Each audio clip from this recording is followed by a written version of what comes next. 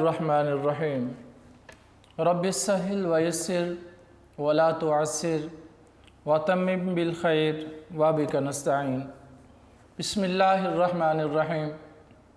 प्यारे तलबा, अस्सलामु अलैकुम वरहमतुल्लाहि वबरकातुह।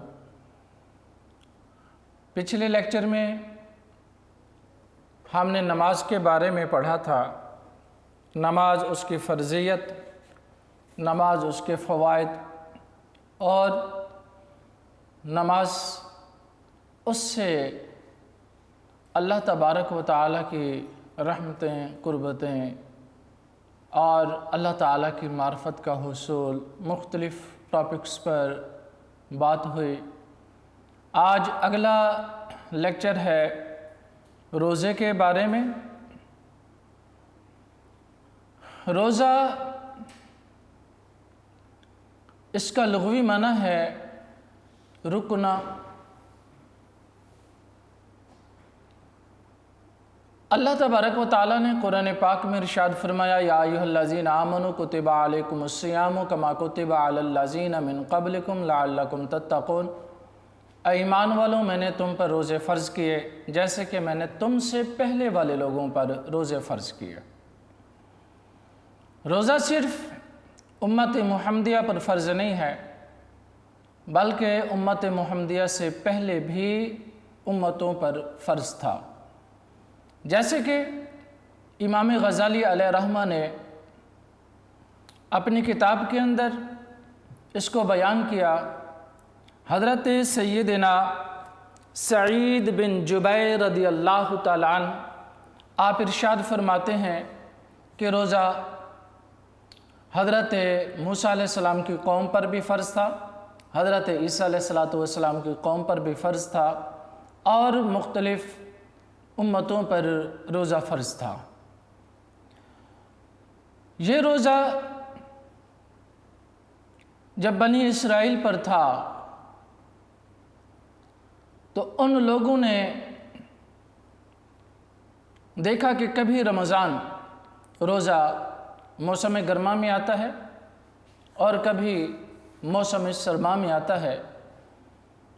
तो उन तमाम लोगों ने इकट्ठे होकर मुत्तफ़क़ुन अलैह, सारे इत्तेफाक करके इस बात पर उन लोगों ने रोज़ों को मौसम गर्मा और मौसम सरमा की बजाय एक वक्त मुकर्रर कर दिया कि जो मौसम बहार है, और उन्होंने ये अपनी तरफ से ये वक्त मुकर्रर किया कि गर्मी के अंदर उनको मुशक्क़त लगती थी और सर्दी के अंदर भी उनको पशेमानी होती थी।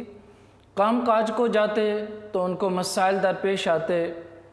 तो इसलिए उन लोगों ने मुत्तफ़िक़ होकर एक टाइम मुकर्रर किया मौसम बहार का, लेकिन इस बात पर कि उन लोगों ने 30 रोज़े की बजाय उन लोगों ने इस रोज़ों के अंदर 10 दिन का इजाफ़ा कर लिया। और उसके बाद उनका एक बादशाह आया, वो बीमार हुआ तो उसने मन्नत मानी, अगर मैं ठीक हो गया तो मैं 1 हफ़्ते के रोज़े ज़्यादा करूँगा। तो उस आदमी ने 1 हफ़्ते के रोज़े और ज़्यादा कर दिए। उसके बाद एक और बादशाह आया उनका, तो उसने मुकम्मल ये 50 रोज़े कर दिए। उसके बाद जानवरों में बीमारी आई, फिर 10 रोज़े बढ़ा दिए। यानी मुख्तलिफ़ उन लोगों ने अपने लिए अहकामात बनाना शुरू कर दिए, अपनी अक़ल के मुताबिक, अपनी सोच के मुताबिक, अपनी फ़हम के मुताबिक, अपने तदब्बर के मुताबिक, अपने इफ़हाम के मुताबिक उन्होंने ये सोचो विचार करके अहकामात शरअ को अपने जहन के मुताबिक ढालने और करने की कोशिश की। रमज़ान, इमाम बग़वी अलैहि रहमा फरमाते हैं, यह रमज़ा से बना है या रमज़ुन से बना है।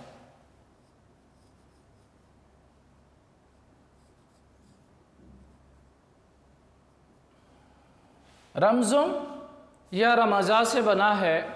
तो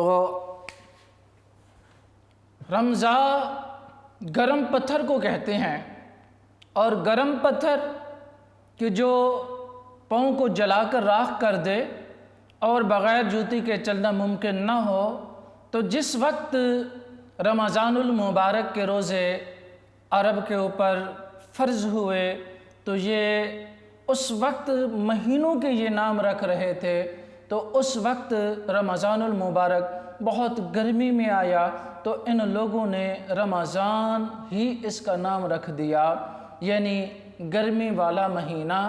لیکن امام بغوی علیہ رحمہ فرماتے ہیں کہ روزہ دار جس وقت روزہ رکھتا ہے اور اس کے گناہوں کو اللہ کریم معاف فرما دیتا ہے، اس کی بخشش اور مغفرت فرما دیتا ہے، تو اس لیے اس کو رمضان کہتے ہیں، یعنی گناہوں کو جلا کر راکھ کر دینا، انسان کو گناہوں سے پاک کر دینا اور گناہوں سے مبرہ منزہ کر دینا، یہ رمضان المبارک کی خوبی ہے۔ تو اس لیے اس کو رمضان کہتے ہیں کیونکہ یہ بھی گناہوں سے انسان کو ایسے پاک کر دیتا ہے۔ جیسے حدیث پاک کے اندر آتا ہے، آقا علیہ الصلوۃ نے ارشاد فرمایا، من صام رمضان ایمانا و احتسابا غفر له ما تقدم من ذنبہ، کہ جس وقت انسان اللہ تبارک و تعالیٰ کی رضا کے لیے، اللہ کی خوشنودی کے لیے روزہ رکھتا ہے رمضان کا، تو اللہ کریم اس رمضان المبارک کی برکت سے، اس روزے کی وجہ سے انسان کے پچھلی زندگی کے سارے گناہوں کو معاف کر دیتا ہے۔ تو اس لیے رمضان المبارک جو ہے یہ بالخصوص بخشش اور مغفرت کا بھی ذریعہ ہے۔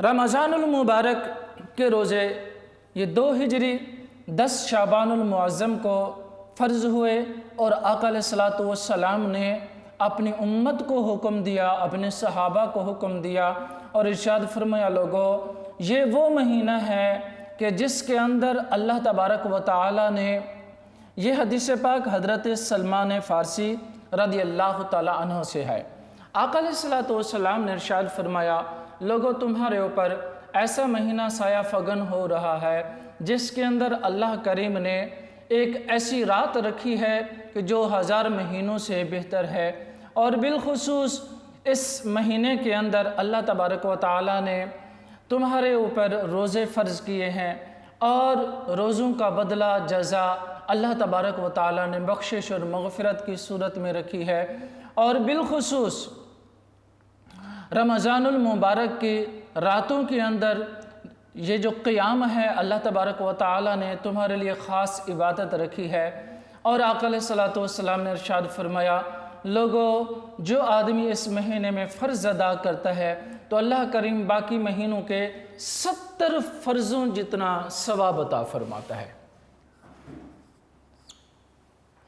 ایک فرض ادا کریں تو 70 فرض کے مطابق اللہ کریم اجر و ثواب دیتا ہے۔ نمبر 2، اگر اس مہینے میں نفل ادا کرے تو اللہ کریم اس نفل کو فرض کی صورت میں اس کا اجر و ثواب عطا فرماتا ہے۔ آقا علیہ الصلوۃ نے ارشاد فرمایا، لوگو یہ وہ مہینہ ہے جس کا اول رحمت اور دوسرا مغفرت ہے اور تیسرا جہنم سے چھٹکارا ہے۔ یہ مہینہ خاص کر اللہ تبارک و تعالیٰ کی رحمت کا ہے۔ جب اس مہینے کی گھڑیاں قریب ہوتی ہیں، یہ حدیث پاک کے ساتھ میں دوسری حدیث پاک یہ بھی مشکات نے کوٹ کی ہے۔ آقا علیہ الصلوۃ نے ارشاد فرمایا، جب رمضان المبارک کی پہلی رات آتی ہے تو اللہ تبارک و تعالیٰ جنت کے دروازے کھلا دیتا ہے اور دوزخ کے دروازے بند کرا دیتا ہے، اور پورا مہینہ جنت کے دروازے بند نہیں ہوتے، اور جنت کے اندر ایک ایسی خوبصورت ہوا چلتی ہے جس تر و تازگی حور و غلمان کو نصیب ہوتی ہے، اور یہ حور و غلمان وہ ہیں کہ جو اس مہینے کے اندر اللہ تبارک و تعالیٰ کی رضا کے لیے روزے رکھتا ہے تو اللہ کریم ان حوروں کو ان کے نکاح میں عطا فرما دیتا ہے۔ اور بالخصوص آقا علیہ الصلوۃ نے ارشاد فرمایا، لوگو یہ مہینہ صبر کا مہینہ ہے اور صبر کا اجر جنت ہے۔ جس نے صبر کیا اللہ تبارک و تعالیٰ اس کو جنت اور جنت کے اندر بھی کئی اللہ تبارک و تعالیٰ نے مراتب رکھے ہیں، لیکن بہترین جنت جو ہے وہ جنت الفردوس ہے۔ آقا علیہ الصلوۃ والسلام نے ارشاد فرمایا کہ یہ وہ مہینہ ہے، اس کے اندر اللہ کریم جنت کے دروازے پورا مہینہ کھلوا کر اور دوزخ کے دروازے پورا مہینہ بند کرا دیتا ہے۔ اور بالخصوص آقا علیہ الصلوۃ والسلام نے ارشاد فرمایا جو روزے دار کا روزہ افطار کرے گا، اللہ کریم روزے دار کے مطابق اس کو بھی اجر و ثواب عطا کرے گا، اور روزہ افطار کرانے والے کو ایک غلام آزاد کرنے کا اجر و ثواب ملتا ہے۔ اور بالخصوص جس وقت کوئی روزہ افطار کراتا ہے تو آقا علیہ الصلوۃ والسلام نے ارشاد فرمایا اس کے پچھلے اللہ کریم گناہوں کو معاف کر دیتا ہے۔ جب یہ فضیلت آقا علیہ الصلوۃ والسلام نے بیان کی تو صحابہ نے عرض کی حضور ہم تو مفلس اور غریب ہیں، کیونکہ ابتدائی اسلام کا دور ہے، غربت ہے، فاقہ ہے، اور صحابہ کے پاس اتنا سیم و زر یعنی پیسے اور دولت اور کھانے پینے کے اناج نہیں ہیں۔ تو انہوں نے عرض کی حضور ہم تو غریب ہیں، ہم تو اس اجر و ثواب سے محروم رہ گئے۔ آقا علیہ الصلوۃ والسلام نے ارشاد فرمایا نہیں اے میرے صحابہ، جس آدمی نے چاہے ایک گھونٹ پانی سے یا ایک گھونٹ دودھ سے، اور دوسری روایت میں چاہے آدھا گھونٹ پانی اور آدھا گھونٹ دودھ سے یا کھانے کے ایک لقمے سے بھی افطار کرایا تو اللہ کریم اس کو یہ سارا اجر و ثواب پورا عطا فرمائے گا۔ اور اس مہینے کے اندر اللہ کریم نے 4 کام بڑے عظیم رکھے ہیں، ان میں 2 یہ ہیں کہ لا الہ الا اللہ محمد رسول اللہ کی تسبیح پڑھتا رہے اور استغفار کرتا رہے، اور تیسری چیز اللہ تبارک و تعالیٰ سے جنت کی التجا کرتا رہے، اور چوتھی چیز دوزخ سے نجات مانگتا رہے۔ یہ مہینہ بالخصوص اہوزاریوں کا ہے، سسکیوں کا ہے، اور اپنی آنکھوں کو نم کرنے کا ہے، اس کی بارگاہ میں جبین نیاز جھکانے کا ہے۔ اس کی بارگاہ اقدس کے اندر انسان اپنی جبین نیاز کو جھکا کر اپنے پچھلے گناہوں کی معافی طلب کرے، اپنے گناہوں کی معافی طلب کر کے اپنی بخشش اور مغفرت کرا لے۔ بالخصوص یہ مہینہ اللہ تبارک و تعالیٰ کی رحمت کا مہینہ ہے، اور اس مہینے کے اندر اللہ تبارک و تعالیٰ اپنے پیارے بندوں کے لیے رزق کو فراخ کر دیتا ہے، رزق کے دروازے کھول دیتا ہے۔ جو بالخصوص اللہ تبارک و تعالیٰ کے بندوں پر خرچ کرتے ہیں اور غرباء پر خرچ کرتے ہیں، یتامیٰ پر خرچ کرتے ہیں، مساکین پر خرچ کرتے ہیں، تو رب ذوالجلال ان کے دسترخوان میں وسعت عطا فرما دیتا ہے، فراخی عطا فرما دیتا ہے۔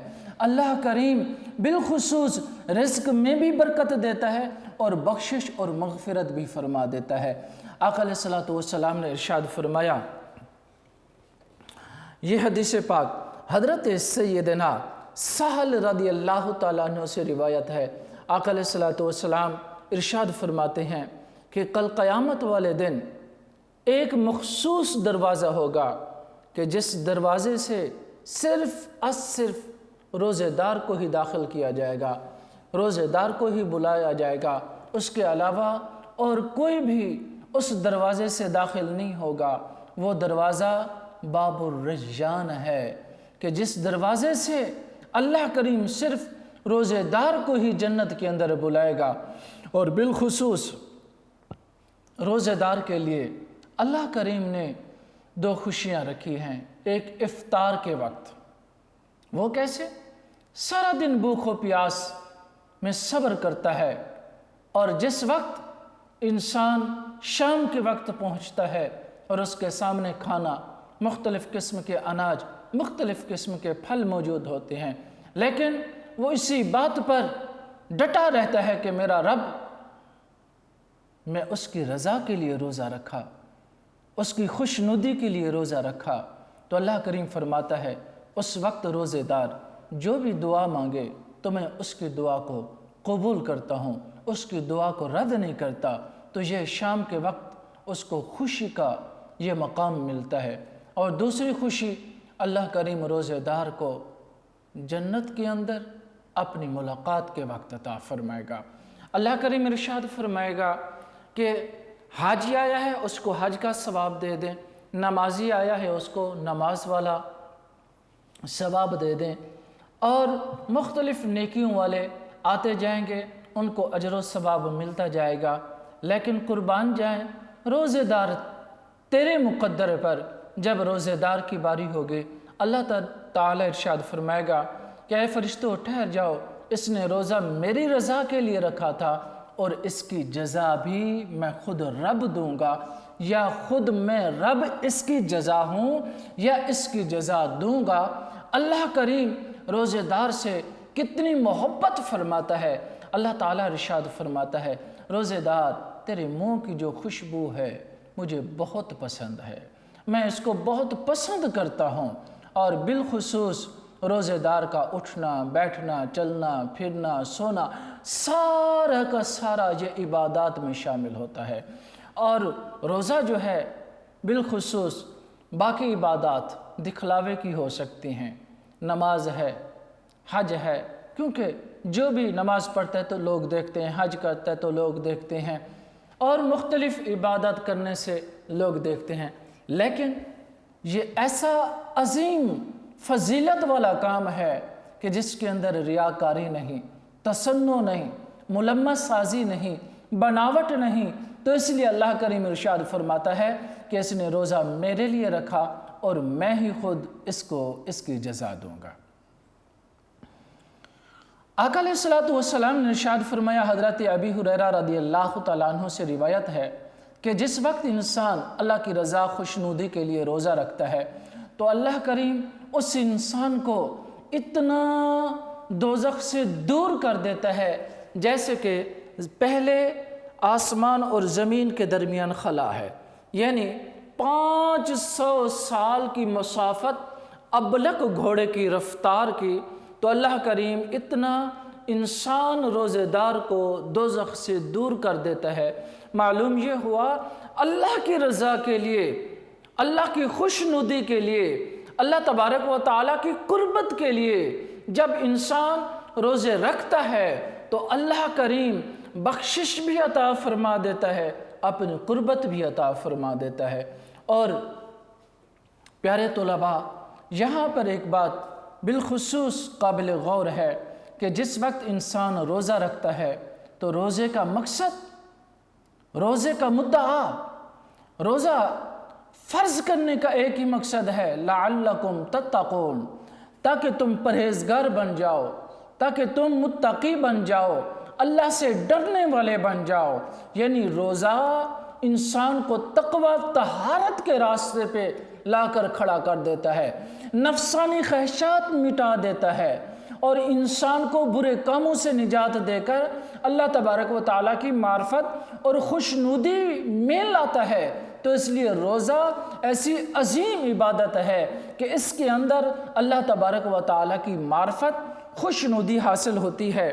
تو تقوی جو ہے بالخصوص روزے سے حاصل ہوتا ہے، کیونکہ اس لیے کہ جب سارا دن انسان روزہ رکھتا ہے تو انسان کا من پاک ہوتا ہے، جب من پاک ہوتا ہے تو اس وقت انسان کو تقوی طہارت کی یہ قربتیں نصیب تب ہوتی ہیں جب انسان نفسانی خواہشات کو چھوڑتا ہے، شیطان کے شر سے محفوظ ہو جاتا ہے۔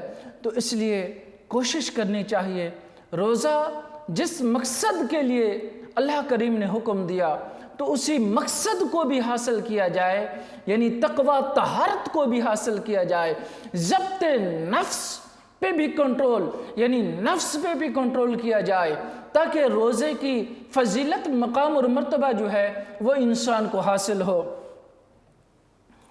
ہماری بک والے کہتے ہیں ضبط نفس انسان کو نیکی کے راستے سے روکنے اور برائی کے راستے پر ڈالنے والے اہم چیز خواہش نفس ہے، یعنی انسان کو جو برائی کی طرف ابھارتا ہے وہ انسان کا نفس امارہ ہے۔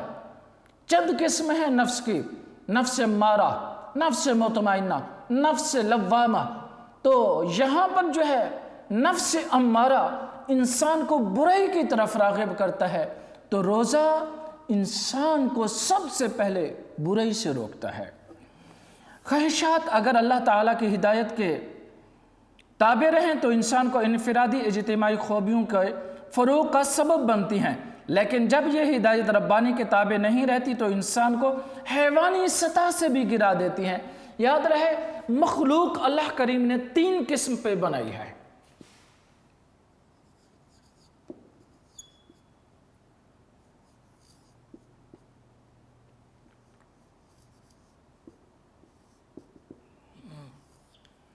تین قسم پر۔ ایک مخلوق وہ ہے جس کے اندر اللہ تبارک و تعالی نے عقل رکھا، شہوت نہیں رکھے۔ نمبر 2، جس کے اندر شہوت رکھے، عقل نہیں رکھے۔ نمبر 3، تیسری مخلوق وہ ہے جس کے اندر اللہ کریم نے عقل بھی رکھی اور شہوت بھی رکھی۔ آپ دیکھیں کہ جس کے اندر اللہ کریم نے شہوت نہیں رکھی، عقل رکھی ہے، وہ فرشتے ہیں۔ جس کے اندر اللہ کریم نے شہوت رکھی ہے، عقل نہیں رکھی، وہ جانور ہیں۔ جس کے اندر ہر جانور شامل ہے، چاہے کتا ہو، چاہے بلا ہو، چاہے کوئی بھی ہو۔ اور تیسری مخلوق انسان ہے، اللہ نے اس کے اندر عقل بھی رکھی اور اس کے اندر شہوت کا مادہ بھی رکھا۔ جس وقت انسان نفسانی خواہشات کو اپنے عقل پر غالب نہیں ہونے دیتا، اس وقت انسان ملائکہ سے بھی اعلیٰ مقام میں پہنچ جاتا ہے، کیونکہ ملائکہ کے اندر شہوت نہیں رکھی، عقل رکھا۔ انسان جب نفسانی خواہشات کو غالب نہیں ہونے دیتا، اس وقت اس کا مقام اور مرتبہ فرشتوں سے بلند ہو جاتا ہے۔ جب نفسانی خواہشات کے تابع ہو جائے تو پھر جانور سے بھی گر جاتا ہے۔ وہ جانور، تمام جانور اس کے اندر شامل ہیں، چاہے کتا ہو، چاہے جانور کوئی بھی ہو، چرند پرند، سب اس کے اندر۔ لیکن انسان اپنی نفسانی خواہشات کو کنٹرول کر لے۔ آقا علیہ السلام نے ارشاد فرمایا، تم مجھے زبان اور اپنے شہوات کی گارنٹی دے دو، میں محمد تمہیں جنت کی گارنٹی دیتا ہوں۔ آپ اندازہ کریں کہ صرف نفسانی خواہشات کو انسان قابو میں رکھ لے تو انسان کو جنت کی خوشخبری اللہ کے نبی نے دی۔ روزے کا اصل مقصد انسان کی خواہشات کو احکامات الہی کے تابع کر کے اسے متقی بنانا، یعنی پرہیزگار، اللہ تبارک و تعالیٰ کا مقرب بنانا۔ اور روزہ بالخصوص انسان کو نفسانی خواہشات ختم کرنے کے لیے ہی یہ عبادت رکھی گئی۔ اللہ تعالیٰ کی قربت اور معرفت کا ذریعہ اللہ تبارک و تعالیٰ نے روزے میں رکھا ہے۔ جو شخص ہر سال مہینہ اللہ تعالیٰ کی خوشنودی کی خاطر اپنے بنیادی خواہشات پر قابو پانے کی مشق میں کامیابی مکمل کر لیتا ہے تو اللہ تعالیٰ ضبط نفس اس کو اتنا عطا فرما دیتا ہے، حتیٰ کہ یہ انسان پھر خود شیطان پر غالب آ جاتا ہے اور شیطان اس سے مغلوب ہو جاتا ہے۔ جب شیطان پر غالب آ جائے تو پھر نفسانی خواہشات اس کو گناہوں کی طرف توجہ نہیں کرا سکتی، گناہوں کی طرف بلا نہیں سکتی، حتیٰ کہ گناہ کرنا تو دور کی بات ہے، گناہ کی سوچ بھی نہیں آتی۔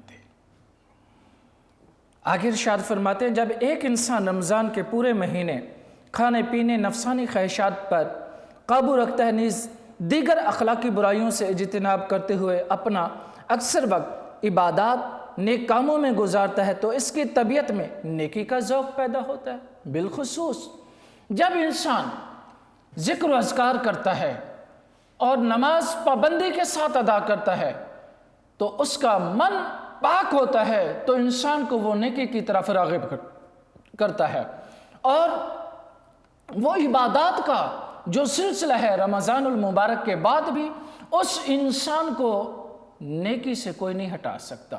جو تہہ دل سے ایک مہینہ عبادت کر لے، یاد رہے پوری زندگی وہ انسان کبھی بھی عبادت سے منہ نہیں موڑ سکتا، اور کبھی بھی شیطان نفسانی خواہشات میں اس کو دوبارہ نہیں لا سکتا۔ اس لیے یہ رمضان المبارک، اس کو غنیمت جان کر انسان شاید کہ زندگی کا آخری رمضان ہو اور اس کو اس انداز میں گزارے حتیٰ کہ اس کے فیوز و برکات ساری زندگی انسان کے جسم پر اور عمل پر نمودار ہوں، اور بدی سے نفرت ہو جاتی ہے اور ہمیشہ کے لیے انسان گناہوں سے نفرت کرنے لگتا ہے۔ روزہ خواہشات پر قابو پانے کی تربیت کے ساتھ ساتھ انسان کی انانیت، خود پسندی، تکبر، غرور، یہ ساری چیز ختم ہو جاتی ہے۔ کیوں؟ کہ غذا نہ کھائے تو دیکھیں وہ بالکل کمزور ہو جاتا ہے، حتیٰ کہ چلتے اٹھتے بیٹھتے اس کو چکر آنا شروع ہو جاتے ہیں، اس کی انا ختم ہوتی ہے، تکبر ختم ہوتا ہے کہ انسان تو ہے کیا، دیکھا اپنی اصلیت، آج کھانا نہیں کھایا تو تیرا یہ حال ہو گیا ہے۔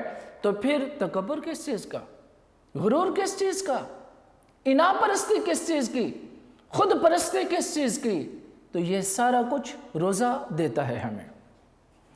جب انسان بھوک اور پیاس کی شدت میں کھانے پینے کی چیزیں پاس ہوتے ہوئے بھی خود کھانے پینے پر قادر نہیں پاتا اپنے آپ کو، اور اللہ کے سامنے اپنے آپ کو لاچار سمجھتا ہے اور ہاتھ باندھ کر بیٹھا ہوتا ہے، مالک تو اجازت دے گا تو میں کھانا شروع کروں گا، میں پینا شروع کروں گا، جب تک تیرا آرڈر، تیری اذان نہیں آئے گی اس وقت تک میں کھانا نہیں کھاؤں گا، افطار نہیں کروں گا، کچھ پیوں گا نہیں۔ تو اس کے اندر اپنے رب کا قرب ملتا ہے، اپنے رب سے نزدیکی وصل کا تعلق ملتا ہے۔ تو یہ روزہ انسان کو قربت خداوندی دینے کے لیے آتا ہے، اور یہ احساس جب دائمی کیفیت بن جائے تو اس میں ہر خلاف شریعت عمل رک جانے کی صلاحیت پیدا کر دیتا ہے۔ صاف ظاہر ہے کہ جس وقت انسان کے اندر یہ خوبی پیدا ہو جاتی ہے تو انسان ہر گناہ سے بچنے کی قدرت رکھتا ہے، اور اللہ تبارک و تعالیٰ اس انسان پر پھر اپنی رحمت کا سایہ فرما دیتا ہے کہ جو انسان کے اندر ایسی قوت پیدا ہو جاتی ہے کہ گناہوں سے بچنے کی صلاحیت رکھتا ہے وہ، اور یہ بھی روزے سے ہی انسان کو نصیب ہوتی ہے۔ نبی علیہ السلام نے ارشاد فرمایا، ایمان اور احتساب کے ساتھ رکھے گئے روزوں سے پچھلے تمام گناہ معاف ہو جاتے ہیں۔ وہاں یہ بھی ارشاد فرمایا، بہت سے روزے دار ایسے ہیں جن کو اپنے روزوں سے بھوک اور پیاس کی اذیت کے سوا کچھ حاصل نہیں ہوتا۔ یعنی بعض لوگ وہ ہوتے ہیں روزہ تو رکھتے ہیں لیکن گناہوں کو نہیں چھوڑتے، روزہ تو رکھتے ہیں جھوٹ بولنا نہیں ختم کرتے، روزہ تو رکھتے ہیں ہاتھ سے اذیت دینا نہیں چھوڑتے، روزہ تو رکھتے ہیں غلط کاری کی طرف چلنے کے لیے پاؤں کو استعمال کرتے ہیں۔ تو ایسے روزے اللہ کی بارگاہ میں کوئی وقت نہیں ہے ان روزوں کی۔ اور یاد رہے ایسا روزہ رکھ کر آقا علیہ السلام نے ارشاد فرمایا، من لم یدع قول الزور والعمل بہ فلیس للہ حاجۃ فی ان یدع طعامہ وشرابہ۔ اگر کوئی شخص روزہ رکھ کر بھی جھوٹ اور غلط کاریوں سے نہیں بچتا تو اس کا کھانا پینا چھوڑنے سے اللہ کو کوئی دلچسپی نہیں ہے۔ اب اس حدیث میں تو بالکل واضح ہو گیا کہ جس آدمی نے اللہ تبارک و تعالیٰ کی رضا کے لیے روزہ رکھا پھر گناہوں سے نہیں بچا تو یاد رہے روزہ کوئی فائدہ نہیں دے گا۔ روزہ تب فائدہ دے گا جب انسان تیری زبان کو بھی روزہ ہو، یعنی کسی کو گالی گلوچ نہ ہے اور کسی کو گالی گلوچ کے ساتھ کسی کی غیبت نہ کرے، بغض و حسد و عناد، اور تیری آنکھ کو بھی روزہ ہو، یعنی اس سے غیر محرم کی طرف نہ دیکھ، تیرے ہاتھ کو بھی روزہ ہو، کسی کو تکلیف نہ دے، تیرے پاؤں کو بھی حتیٰ کہ پورے جسم کو روزہ ہو، تو تب وہ روزہ اللہ کی رضا، اللہ کی قربت کا سبب بنے گا۔ اگر ایسی چیز نہیں ہوگی تو یاد رہے اللہ تعالیٰ کی قربت، معرفت نصیب نہیں ہوگی، چاہے ایک مہینہ کیا ساری زندگی پہ روزے رکھ لے۔ جب تک انسان صحیح معنی کے اندر اس تمام اعضاء کو پریکٹیکل طور پر عمل نہیں کرے گا، زبان کو غیبت سے، جھوٹ سے اور گالی گلوچ سے نہیں بچائے گا، نگاہ کو حرام دیکھنے سے نہیں بچائے گا، تو اس وقت تک روزہ فائدہ نہیں دے گا۔ آقا علیہ السلام نے ارشاد فرمایا کہ روزے دار کے لیے بہت اجر و ثواب اللہ کریم نے رکھا ہے، اور آقا علیہ السلام فرماتے ہیں کل عمل ابن آدم یضاعف الحسنۃ بعشر امثالها الى 700 ضعف قال اللہ تعالی الا الصوم فانه لی وانا اجزی به۔ آدمی کے ہر عمل کا ثواب اللہ تعالیٰ کے ہاں 10 گنا سے لے کر 700 گنا ہے، لیکن روزے کی تو بات ہی کچھ اور ہے۔ کیا مطلب؟ اللہ فرماتا ہے روزہ میرے لیے ہے اور میں ہی اس کی جزا دوں گا، یا میں ہی اس کا بدلہ ہوں۔ یعنی اللہ تعالیٰ اپنی قربت کی صورت میں، معرفت کی صورت میں، دیدار کی صورت میں جب یہ سارا کچھ عطا ہوگا تو وہ صرف روزے سے ہوگا۔ روزہ بھی کون سا؟ جو آنکھ، کان، ناک، زبان، ہاتھ، پاؤں سب کو روزہ ہو۔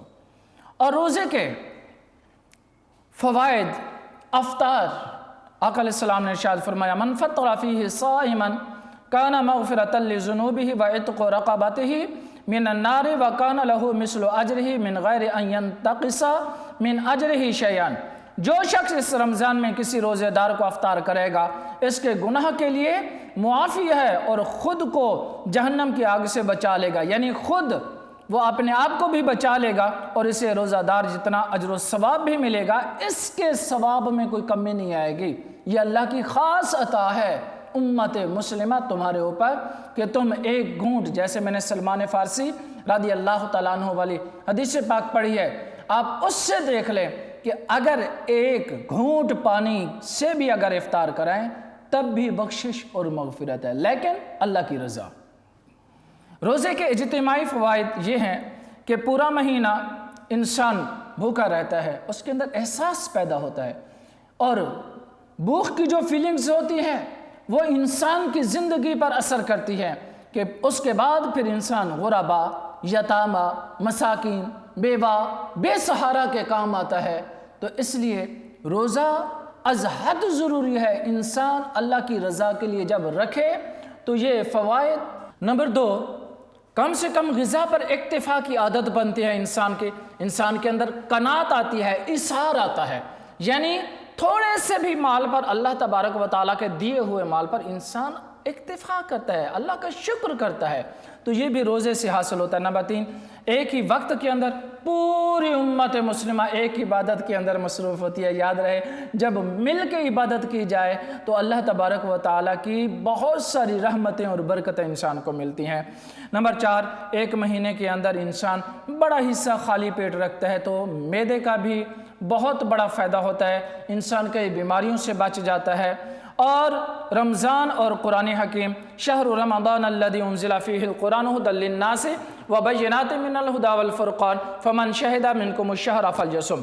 اللہ تعالیٰ ارشاد فرماتا ہے کہ رمضان کا مہینہ وہ ہے جس کے اندر ہم نے رمضان المبارک کے اندر قرآن پاک کو نازل کیا، اور یہ ہدایت ہے واسطے لوگوں کے اور دلیلیں روشن، سو جو پائے تم میں سے اس مہینے کو تو ضرور روزے رکھے۔ مطلب یہ ہے یہ وہ مہینہ ہے اس کے اندر میں نے قرآن نازل کیا، اور قرآن کی فضیلت کیا ہے کہ یہ تمہارے لیے ہدایت ہے، اور جو اس مہینے کو پائے روزے رکھے تاکہ قرآن کی ہدایت بھی اس کو ملے اور روزے کا اجر و ثواب بھی اس کو ملے۔ اور یاد رہے رمضان اور پاکستان، ویسے تو رمضان ہر ایک کے لیے برکت ہے، لیکن پاکستان کے لیے خاص عظیم برکت ہے کہ 27 رمضان المبارک کو یہ پاکستان ہمیں اللہ تعالیٰ نے عطا کیا۔ یہ اس بات کی طرف واضح دلیل ہے کہ اللہ کریم ارشاد فرما رہا ہے کہ لوگوں یہ پاکستان میں نے تم کو اس لیے عطا کیا کہ تم نے ملت اسلامیہ کی اس کے اندر بنیاد رکھی ہے، تو ملت اسلامیہ کی بنا پر میں تمہیں یہ ملک دے رہا ہوں۔ آج ہمیں سوچنا ہوگا کیا جس مقصد کے لیے ہمارا ملک بنایا گیا تھا، کیا وہ مقصد ہم اس پہ قائم ہیں؟ یا وہ مقصد ہم نے ختم کر دیا ہے؟ یہ بہت بڑا ٹاپک ہے، بہت لمبا ٹاپک ہے، لیکن اس بات کو غور ضرور کرنا ہے کہ 27 کو اللہ نے رمضان کیوں دیا؟ رمضان کے بعد بھی دے سکتا تھا۔ یہ خاص نعمت ہے اور اس نعمت کی قدر کریں اور اس نعمت کو ضائع نہ کریں۔ بے اثر روزے، بعض لوگ وہ ہوتے ہیں روزے تو رکھتے ہیں لیکن روزے رکھنے کے بعد نہ زبان کو روزہ، نہ آنکھ کو روزہ، نہ ہاتھ کو روزہ، نہ پاؤں کو روزہ، نہ پیٹ کو روزہ، یعنی بظاہر صرف کھانا پینا چھوڑا لیکن اور کسی گناہ سے نہیں بچا، تو یاد رہے یہ بے اثر روزے ہیں، ان کا اللہ کی بارگاہ میں کوئی مقام، کوئی مرتبہ نہیں ہے اور اس کی کوئی فضیلت نہیں ہے اور اس کا کوئی اجر و ثواب نہیں ہے۔ انشاءاللہ ملتے ہیں اگلے لیکچر میں۔